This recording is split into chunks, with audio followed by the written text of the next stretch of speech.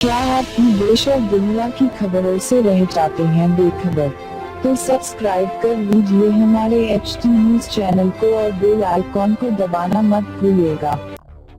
बालिका वधू के मशहूर टेलीविजन कलाकार सिद्धार्थ शुक्ला की मुश्किलें बढ़ गई हैं। बीती 21 जुलाई को मुंबई के ओशिवारा इलाके में उनकी कार दुर्घटनाग्रस्त हो गई, जिससे उनकी कार के परखच्चे उड़ गए। बताया जा रहा है कि कार की स्पीड काफी तेज थी, जिससे वो कंट्रोल नहीं हो पाई और 3 लोगों को रौंद दिया।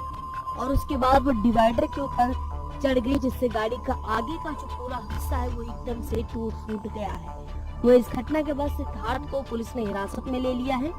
आपको बता दें, जिन लोगों की आंखों के सामने हादसा हुआ, उनका कहना है कि जब ये घटना हुई तो उस वक्त BMW X5 कार को हादसे के वक्त सिद्धार्थ शुक्ला खुद चला रहे थे।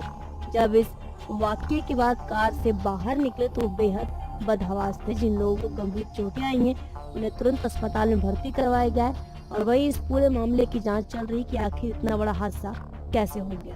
आपको बता दें, सिद्धार्थ शुक्ला ने अपने करियर की शुरुआत साल 2008 में की थी। इन्होंने बालिका वधू, खतरे खिलाड़ी और झलक दिखला जा जैसे मशहूर शो में काम भी किया है।